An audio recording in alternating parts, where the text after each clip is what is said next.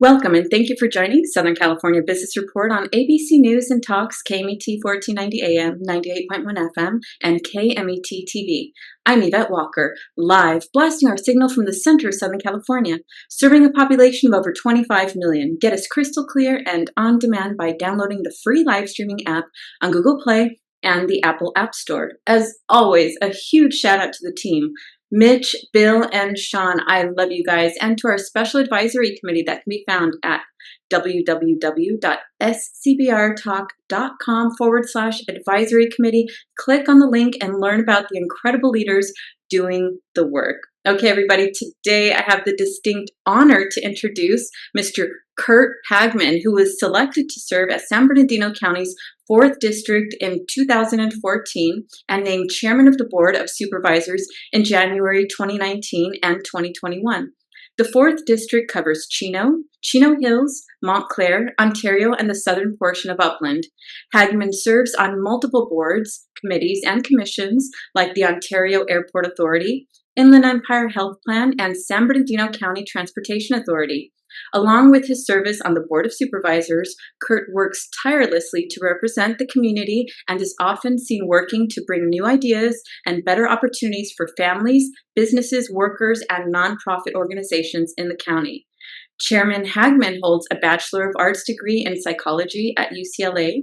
His wife, Rosanna, and his family currently live in the Chino Valley, and he is also proud to serve as a major in the California State Guard. Thank you so much for being with us today, Supervisor Hagman.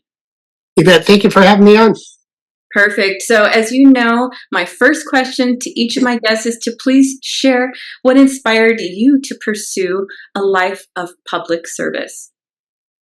Well, for me, I think I grew up being a volunteer-aholic, I guess. Everything from when I was very little, being a Boy Scout and Eagle Scout, getting into multiple service clubs in high school, and just really enjoyed giving back and bringing people together to work together on different things. I was in the military, and then I got out and started a couple of commissions and other volunteer groups in the city. I think at one point I was in 7 different volunteer groups at the same time with no aspiration to ever go into politics. They never even thought about that point. I was basically recruited by a council member at that time that says, "Hey, I got an opening in the Park and Recs Commission on the council. You're very involved in committee. Would you consider joining it?" And it's like, okay, I have no idea what that is, but sure. I had a young family in the city and wanted to make sure that we're all working together to have recreation activities. I thought, what a great job they have. And that was my first taste of public policy, and I was bitten and smitten by it, so I've been following it ever since. I really enjoy collaborating with other people, and with my residents and other whatever board members we're on to work toward a common vision and see it happening. Absolutely. What an incredible segue into this world. Please talk about the Board of Supervisors for those that may not be very familiar about this body and the impact that it has in their communities. Please share with us the landscape of what the Board of Supervisors is, what they do, and how they serve our communities. Thank you. Great question. A lot of the county employees, a lot of times, you tell someone, "Hey, I see your ID. You work for the county. I'm a county supervisor." "Oh, supervisor what department?" "No, the county of San Bernardino." So it is a title that most people don't recognize. And I've had the honor to serve my residents as both a council member, a mayor, a state legislator for 3 terms, now in the county board for 3 terms. But really what we do in unincorporated counties are the same things that the cities do. We're a group of 5 individuals elected by the region that we represent.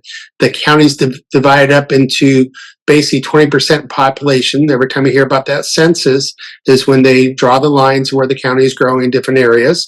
So we all have equal population roughly in our districts, but our areas are vastly different. Mine, the West End, is very tiny compared to my colleagues who have a ginormous expanse of land. As you know, San Bernardino County is the largest geographical county in the United States. It's bigger than 9 states. So in the unincorporated area, we take on the same duties as the cities do, as the 5 board of council members do. And then for the entire county, we work as an agent of the state and the federal government to work on the programs that you may or may not know about. So think about weights and measures. No one ever thinks about that. We have a county department that goes out and makes sure that the gasoline pumps gives you 1 gallon of gas when you turn that on to get 1 gallon pumped. So we have weights and measures. We have 29 different departments, and then some. We do the county probation, child protective services, a lot of the health and human services, a lot of the safety nets that both the state and the federal government and local, for that matter, put out there is managed by the county of San Bernardino, whether or not you live in the city or out of the city. And then a lot of traditional things, infrastructure. We work with the sheriff's department and the probation departments and lots of different things. So it's a great position to have. We really, in my world, probably about 85-90% of my districts in the incorporated area with the 5 cities you mentioned, about 10% of unincorporated land. My main role for me as individual supervisor is connect with my city governments and help them make their cities better as we grow on. So it's a lot of fun, but we handle a lot of different responsibility. The total number of county employees, I think we're up to 27,000 county employees with over a $10 billion general fund budget. So it's quite large. Absolutely. And something that I really value and thank the Board of Supervisors for is the way you led our county through the pandemic. And please talk a little bit about that, because I believe that was really a key determining factor in realizing and enjoying the economic catalyst that we have today, right? Because when there were surrounding counties that were maybe coming down harder on business owners, the county was actually actively looking for ways to work with businesses to give them, PPE and supplies to operate safely, but to continue the economic engine that exists in our region. Please talk a little bit about that. Well, thank you. I mean, it was something, as chairman at the time, we never experienced it before. So there's no playbook.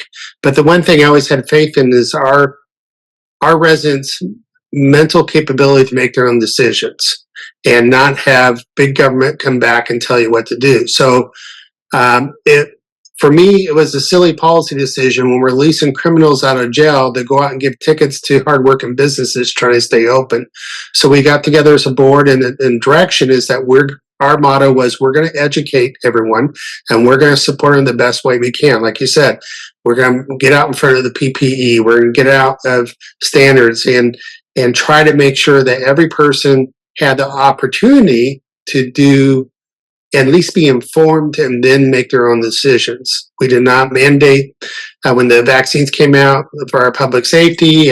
We took alternatives to protect our public by testing and other things. We really trust in the belief of it. And I think the results we didn't know we were doing the right thing at the time, but that's what our core beliefs are. And that's what we followed. And in results, we had less impact in San Bernardino County than many of the surrounding counties. And we didn't sue one person. We didn't give out one ticket. We counseled many businesses that were clearly, violating the state law because it wasn't local. The state ordinances and health ordinances. We would go out and say, "Hey, do you know you're in violation of this? Just want to let you know." But we didn't take any hard action. And our percentage of businesses that made it through, that stayed open, and frankly, I just didn't believe the one size fit all the state of California anyway. They were saying you could see some of the policies were meant for very dense population areas like downtown LA. That doesn't apply to some of my residents up in the high desert of the mountains, and to stay outdoors while you're eating when it's, below freezing in the Big Bear because it's winter. Those things just don't make sense. So we try to be very pragmatic and very practical in the way we dealt with it. Absolutely. So that leads us to one of the first analytics that the county can be extremely proud of, which is the current unemployment rate. Please talk about that and how that compares to state and national numbers. Well, yeah, thank you. I believe that San Bernardino County, Inland Empire in general, is a growth area. We're seeing, as we hear about population leaving California, we're still increasing in population. And there's a couple of indicators for that. One is our unemployment rate is lower than the state average. San Bernardino County is 4.2, state average is 4.5. Nationwide is 3.7 right now. So we still need to do better than what we're doing, but a lot of that is because, as you know, we're heavily regulated and have lots of other rules that kind of slow down business. But we are leading the state in unemployment. We're leading in population growth right now. And we just got our budget numbers back a couple weeks ago. We were predicting a 3.5%, 4% growth. We were over 7% last year. So those are good numbers for us. So we continue to see that trend. I think it's a combination by our policies and we're business friendly, we're pragmatic, we're accessible, we work together as a team, as a board with our city's partners, and obviously we have places to grow out in the IE and especially San Bernardino County. So we see a lot of that developer money coming in, a lot of businesses moving out to us. So we're very excited for the direction we're going. So earlier you mentioned a $10 billion budget that you manage and you invest in our communities. Please paint a picture of where those priorities lie and how you create programs to ensure that each priority is fully realized and given the attention it deserves. Well, great. And the budget grows because our county is being successful right now. And I think it's interesting, or at least for the residents to know, that different levels of government get income at different reasons or different ways to do it, I guess the base. Because we all heard about a state budget deficit this year and how bad it was, because the state gets their income off of income tax for the most part. The cities get their income off of sales tax for the most part. This is always exceptions and just the generality. And the county gets off property tax. So as the county continues to grow, that budget continues to grow bigger. But every year we have, obviously the federal and state dollars are programmed to go to certain programs. We have really no flexibility on those programs.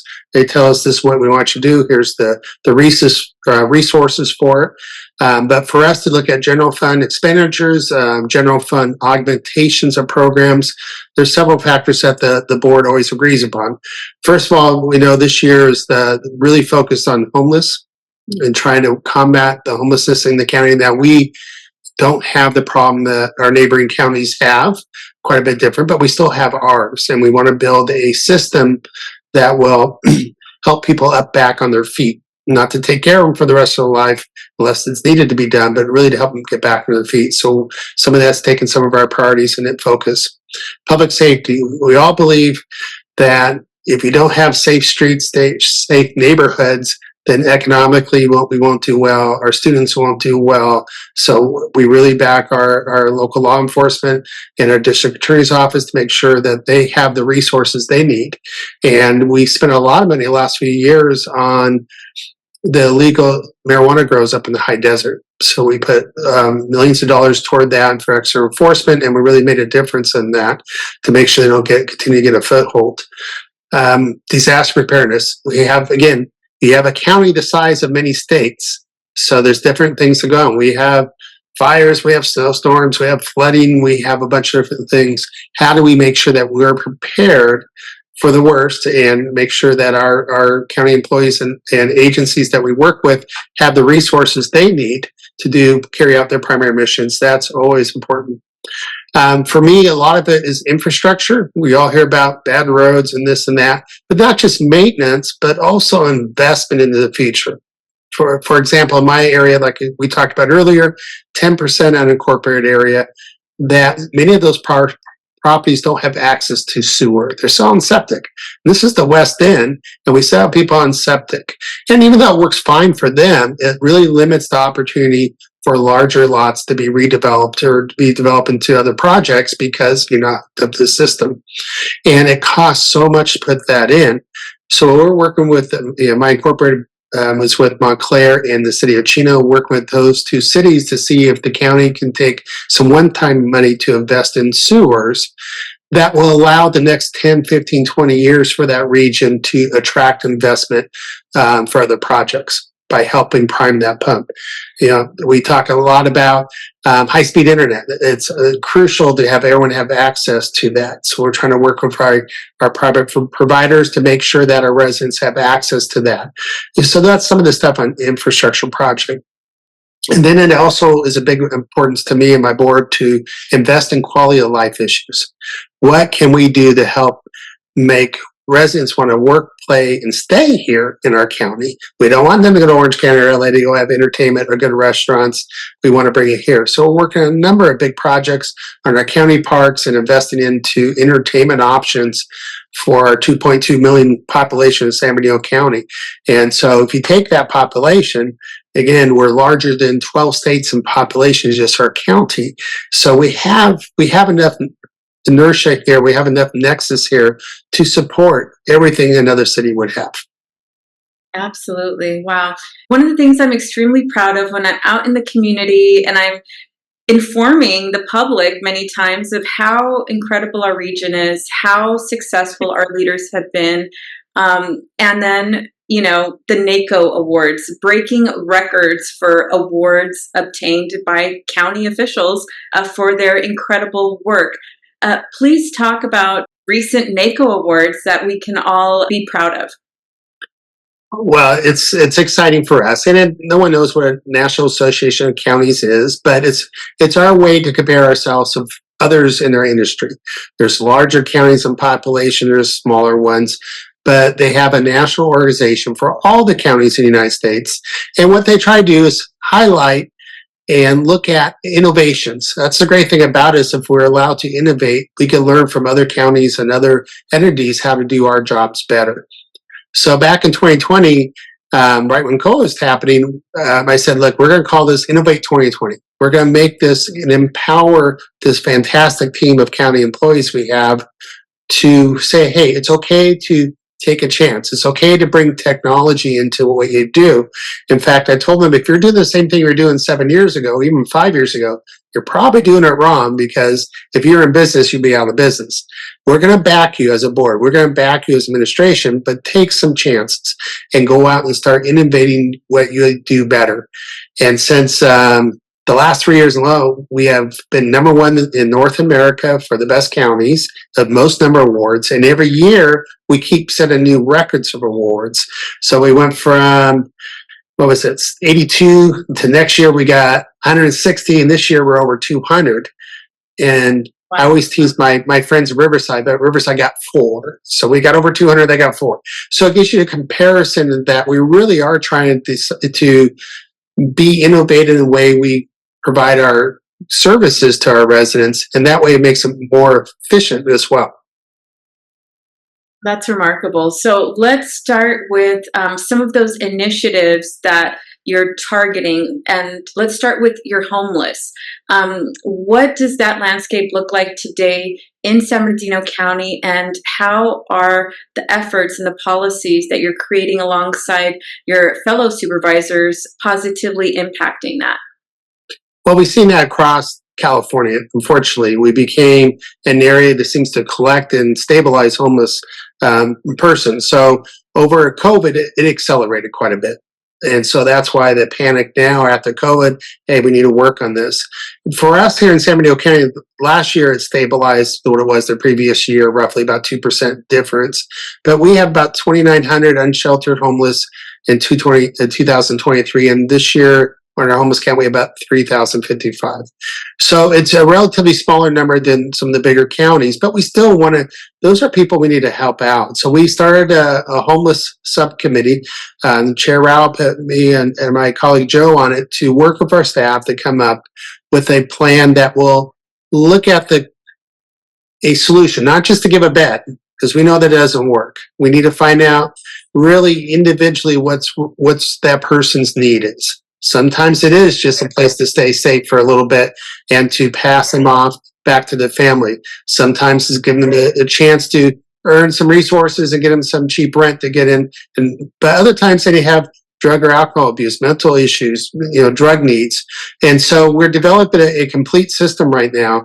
A couple facilities we call navigation centers here in the Valley that will be the intake. That's where you start off with, and where we assess the individual person's needs and issues, give them the right care, get them basically, the goal is to get them stabilized in an environment where they can be self-sufficient on their own, stabilized, and then we're going to help them with job placement, or if they're in permanent disability or something like that, we'll find some permanent solutions. But we really do look at the ability to make a difference with these programs.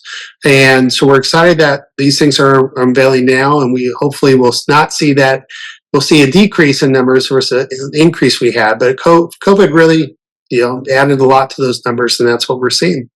Right. Do we have an idea? Do you have scouted locations for these navigation centers in San Bernardino County? Yeah, we already have one in the high desert. It's doing very well. Where we have a building selected in, I'm called the West End. It's not quite in my district, but it's the West End that the 7 cities are going in on together to help. And again, we're here to partner up with our cities, because probably 90% of them are in incorporated cities. They're incorporated city residents. So our goal is to support our cities and find a solution, but it doesn't have to be individual one, because some cities have 1 or 2 homeless in it. You don't need a whole system for 1 or 2. You need to share in that system. And then another one near San Bernardino, which is the biggest area that we have. We have over 2,000 homeless in the city of San Bernardino. So those are the 3 main areas. And we also have some medical beds and some other type of supporting services that go to these navigation centers. And our goal is to add our expertise, our behavioral health, and other, we're working with IHP to bring the medical and mental services that people need as we put them through the process. That's remarkable. Please talk about how federal funding has contributed to these efforts. Absolutely. So it's a big priority both for the federal government and the state government. And recently, we requested some funding from Congressman Norma Torres' office. She was able to give us $850,000 toward this project. Also, the county received 11 federal earmarks for a total of $13.5 million over this last year alone. So I think we got more earmarks in LA County for the first time. And so we are working together with our state and federal representatives. They're great partners of ours. As you know, I came from the state, and so we actually know each other, and so we could go out with our problems. And they've been fighting hard for our residents of San Bernardino County, bringing some of their tax dollars back to the county so we can spend it on the programs and like homelessness and infrastructure and things we've been working on. That's excellent. Okay, so we're coming up on a break. Everybody, you do not want to miss the second part of this. Yvette Walker with ABC News, Southern California Business Report, here today with Supervisor Curt Hagman, with a strong background in business and a commitment to public service, who has been living in San Bernardino County as a member of the Board of Supervisors since 2014. Hagman's vision and leadership has been instrumental in shaping policies and driving positive change in the county. In this exclusive interview, we delve into his insights, initiatives, and vision for the future of San Bernardino County when we return.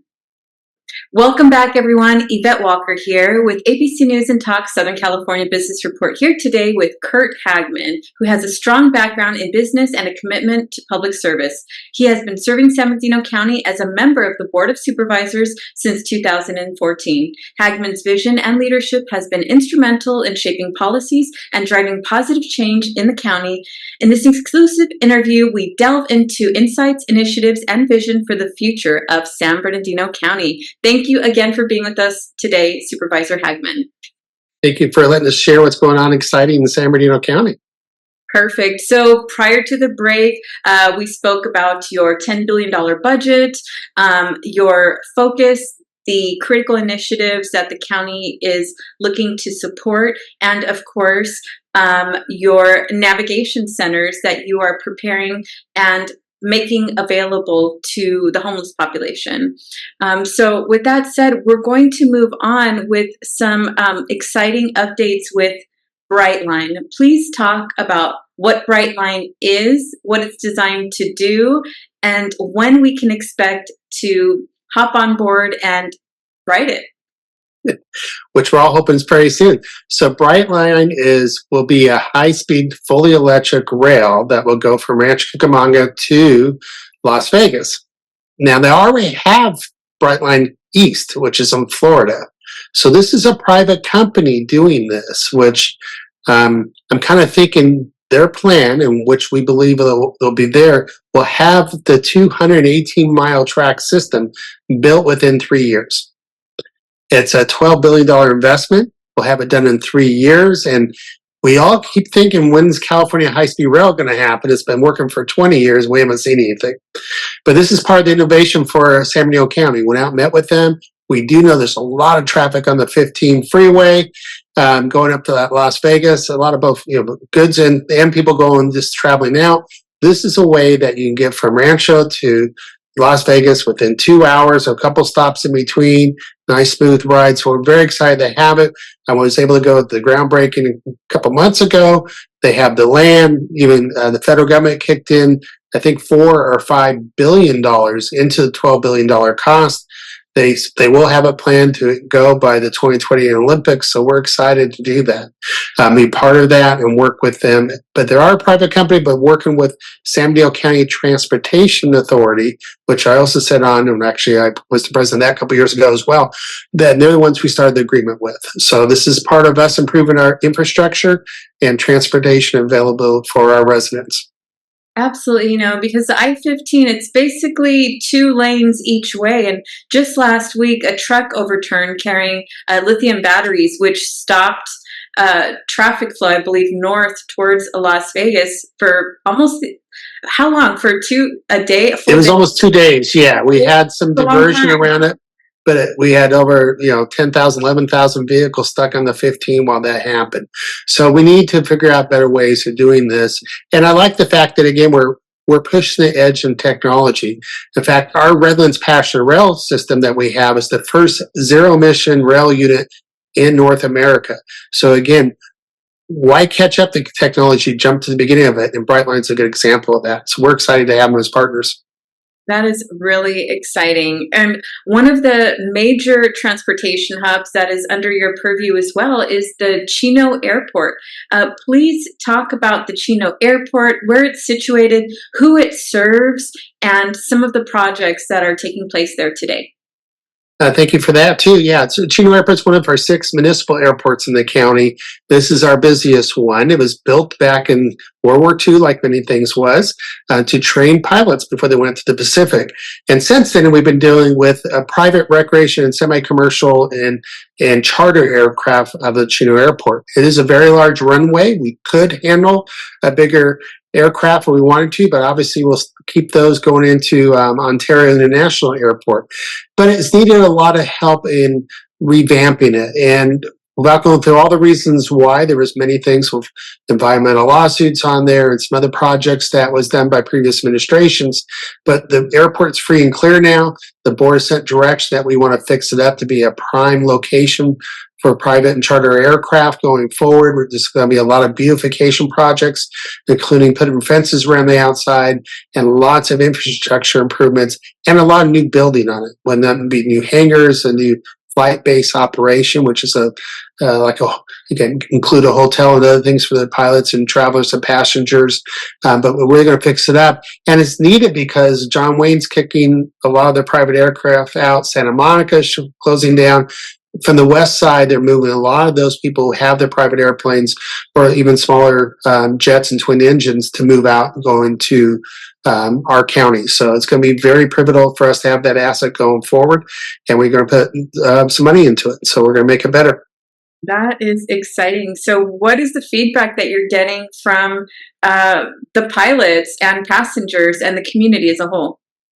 Well, they're excited for the attention. We also have a private third party that's basically marketing the airport to hiring users throughout the area. So a lot of the vacant land you see will eventually be developed, which will also put more resources back into the airport system to keep it maintained going forward.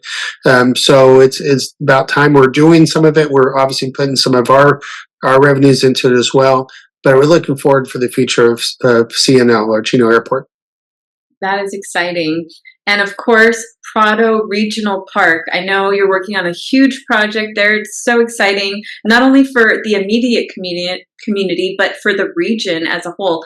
Please talk about the projects, your vision, and when we can expect to enjoy the new facilities as they're built out. Wow, there's so much going on in the area. And Prado's like the diamond in the rough in the middle of it. 1,700 acres of land, and a lot of things was going on the last few years too. We were expiring our lease with Prado Park with Army Corps of Engineers, which is the federal government, so we had to renew that lease. So that's done. The board set $30 million as an initial chunk of money to start working on fixing the park. A lot of it's ongoing, some of it's completed even. So a lot of the complaints I got from my local residents was, hey, the grass is not always green. How can you do that when you have a lake there? Well, the lake had so much sediment in it that was clogging up the pumps, and therefore the irrigation sprinklers weren't working. So we went through all 5 new of those, and we fixed them so they don't clog anymore.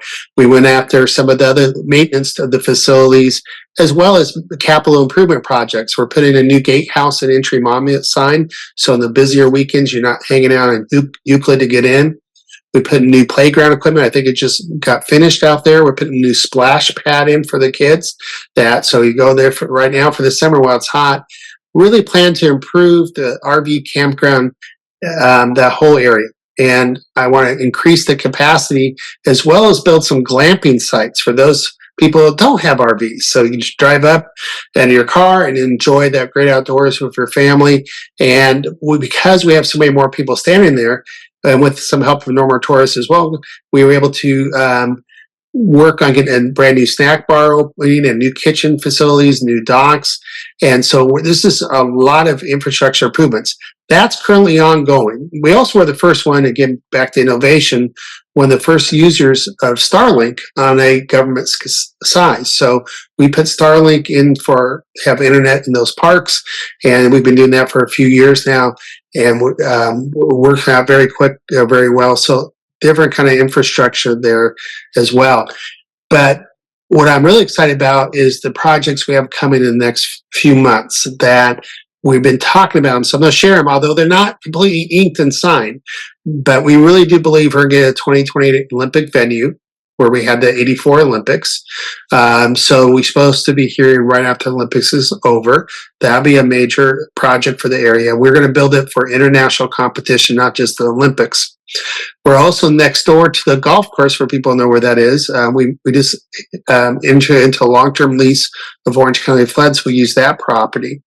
And we're hoping to build an outdoor concert theater or amphitheater that can seat anywhere from 9,000 to 14,000 people for concerts.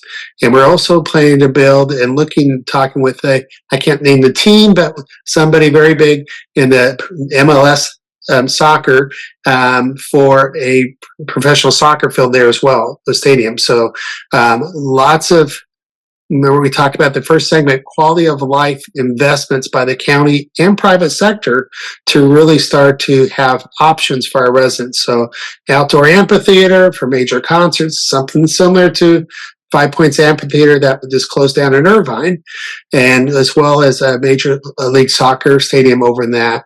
We're also looking for other amenities in those areas, pickleball courts, where that's really big right now. But really want to invest in those parks. We're talking potentially hundreds of millions of dollars. That's not taxpayer dollars, by the way, because we're able to sell some surplus land that the county has and reinvest it back into these parks and stuff. So that's what we're looking to do going forward. So exciting times.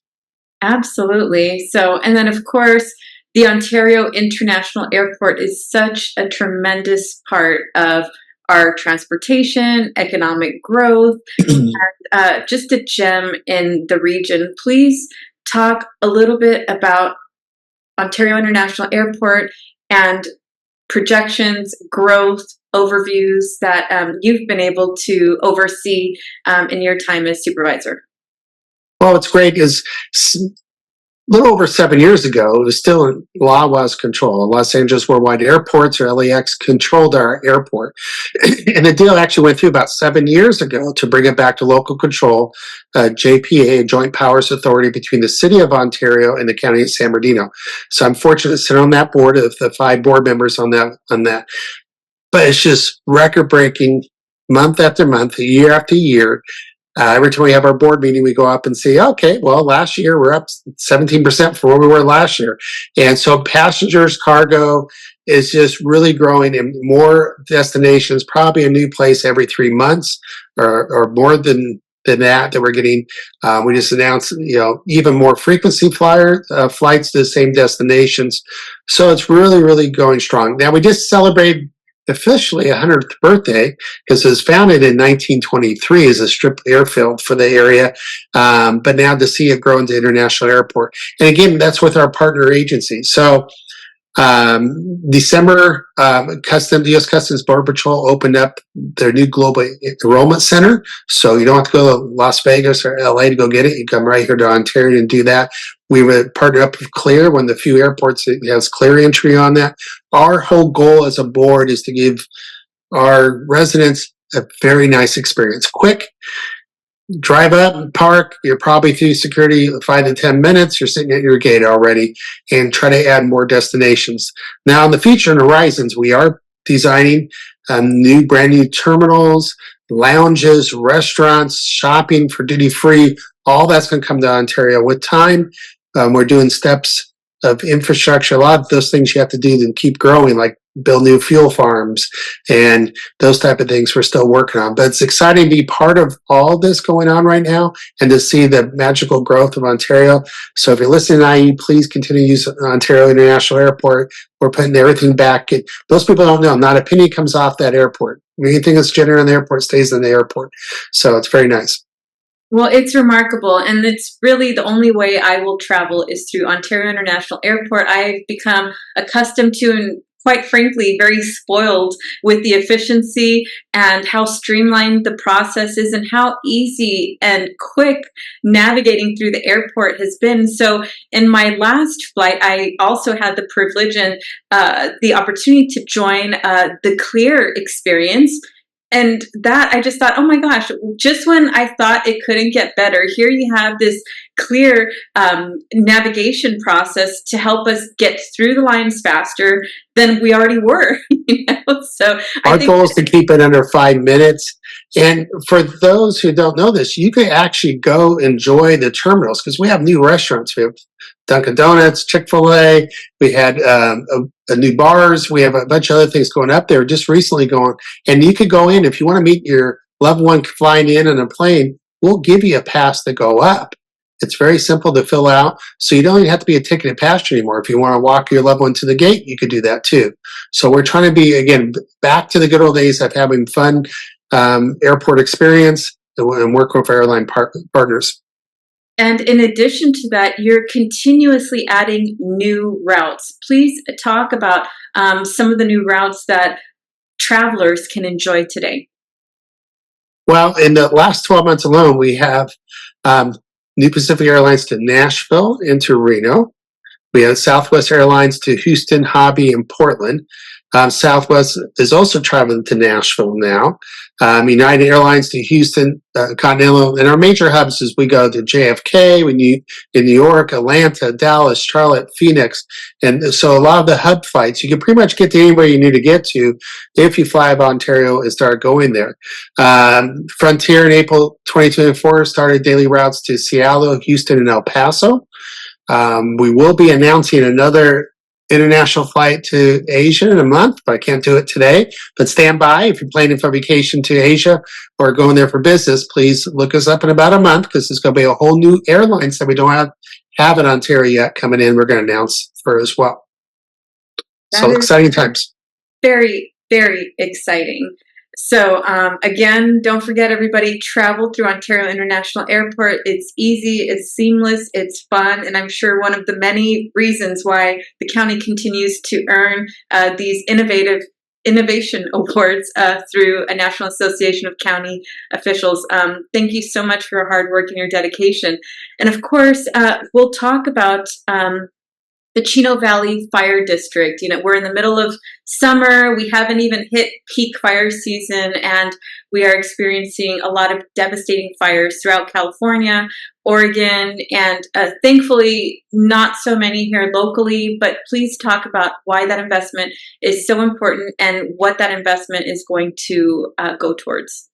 we talk about feeling spoiled when we go through Ontario. That's what I feel like living in Chino Valley or the west end of the county. We have some fantastic agencies, the public safety agencies, whether it's the PDs, our sheriff's department, or our fire districts. Ontario and Chino Valley Fire are some of the top two in the nation, to be there. In San Bernardino County, a leader in many ways. So we try to, going back to the first segment, I believe that supporting public safety, to have safe neighborhoods, to really be prepared for those emergencies are important for us.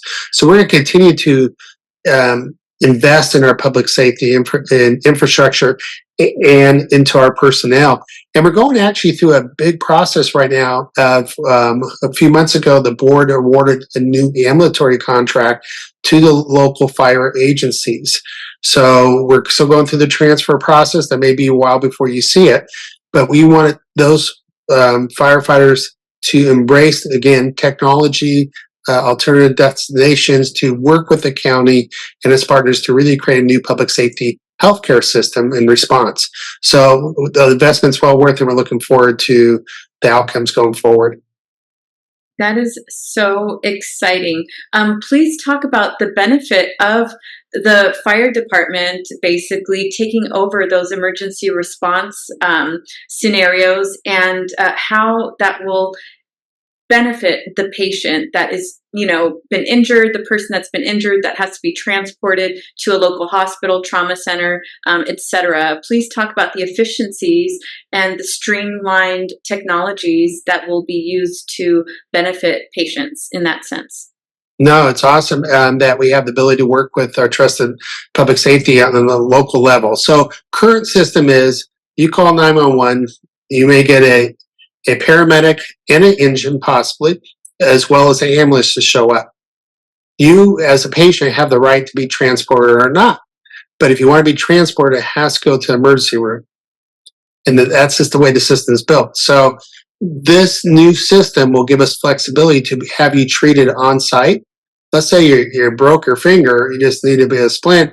You could do it at your home, or you need some meds. We have 80 some odd percent of the fire calls are for medical reasons. And some people, unfortunately, abuse the system. They call 911 because they ran out of their prescription, for example. That happens too frequently. But now we could, with this system working together, we can deliver that prescription to them without necessarily transporting to the emergency room. And a lot of people who need medical aid don't need to go to the emergency room, not because we don't want to give them the full care, but that emergency room is overbooked. And we saw, especially in COVID, 10, 12, 14 hours delay before you even saw a doctor, just because the capacity wasn't there. But most of those people didn't need to go. So we're looking at new ways to be able to service that resident in their home or where they're at, if they can, to take them to urgent care, take their primary doctor care, take them to the pharmacy or the emergency room, whatever the need is done, by utilizing the newer technology. So when that paramedic's looking at you, it's going to be like the emergency room doctor looking at you, because all the same readings that the paramedic's seeing, he's seeing. He could talk to you, virtual, just like we're doing today. So integrate that new technology will provide more efficient, I think, healthier, more timely medical care to all those who need it based on the current system. So we're excited for that new change, and we're going to be working together to make that happen. That is absolutely brilliant. I anticipate another award coming down the pipeline for that effort as well. I know you also, because you support innovation, entrepreneurship, and economic growth, you invested $1 million in the University of Laverne. Quickly tell us a little bit about that. Sure. It's where we want to have, again, train our residents. They have good quality paying jobs in the county. So it's a partnership with, they're getting investments from other places like Lewis Operating Company as well. They have an innovation small business incubator, as well as we have a nursing school there now, because those are the things that we need to keep supporting our healthcare system. So the county is happy to invest those into a new facility that will allow our residents to get good, higher quality education go forward.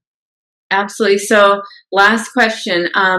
Please talk about the landscape of San Bernardino County when you entered as supervisor, what you've been able to see and where it is today, and what you hope to see 5 years from now. Well, that's a lot to do because I've been there for 11 years. But I would say, how about this? I'm always looking forward. This county is primed to continue on this growth trajectory, to have good working paying jobs, good family homes, recreation and entertainment all within here. So we're on the right path. Just know that your board is a fiscal conservative board. Unlike other counties, we paid off our debt, we paid off our pensions. We're in good, healthy financial grounds. We're going to continue to invest in the future of this county, and we're seeing the benefits of that going forward. Very, very exciting work, Supervisor Hagman. Thank you so much for your dedication. Thank you for your fellow supervisors that are also, leading the charge for their segment of San Bernardino County. We look forward to future updates and more projects that are coming down the pipeline. For those that are listening, are you open to interfacing with the community? And if so, how can the community connect with you? We do, and please go online. We have websites, we have all the social media, all the things we should have, as well as we go on the road all the time. When the coffees with Curt, or we go present in front of the council meetings or different agencies, our partners in this, we're all working together. This is not an individual, this is a team effort from everybody trying to work on the same global vision. Just Google on San Bernardino County and the different supervisors, all our connections there, as well as all the updates you get on the social media. Perfect. Thank you so much for making the time to give us an update today, Supervisor Hagman. Thank you for having me. Perfect. All right. For everybody listening today, don't forget to find us on Facebook, YouTube, LinkedIn, and Instagram. Check us out on scbrtalk.com. Okay, everybody, if you have not been, make sure you attend the last City of Ontario Summer Concert Series. Last one is going to be July 31st. Wednesday, starting at 7 p.m., located at 224 North Euclid Avenue in downtown Ontario. Get together with friends, shop the vendors, and have fun. Don't miss my interview with Joseph Rubio, liturgical director at St. Philip Benizi Catholic Church. Joe's journey of service began in the late 70s, working at summer camps for underprivileged children and continuing the passion into the 90s. He has also shared his knowledge by teaching catechism to various age groups, from second graders to adults. Joe has been an enthusiastic volunteer for numerous causes. In his current role as liturgical director, Joe is presented with various opportunities to support and connect with people in his parish, providing compassionate programs to their community. Next week, we will have Bay Area native Tony Geminani, who is a 13-time world pizza champion, 4-time Guinness World Record holder, author of Pizza Bible, prolific philanthropist, and renowned San Francisco restaurateur. A steadfast supporter of North Beach, Geminani's flagship restaurant, Tony's Pizza Napolitana, and eateries such as Capo's, Slice House, Toscano, Brothers Bakery, and Giovanni's Italian Specialties are rooted in San Francisco's historic Italian neighborhood. He's going to be talking about his new efforts coming into the Inland Empire and sharing the secrets behind his success next week. We will see you all. You do not want to miss it.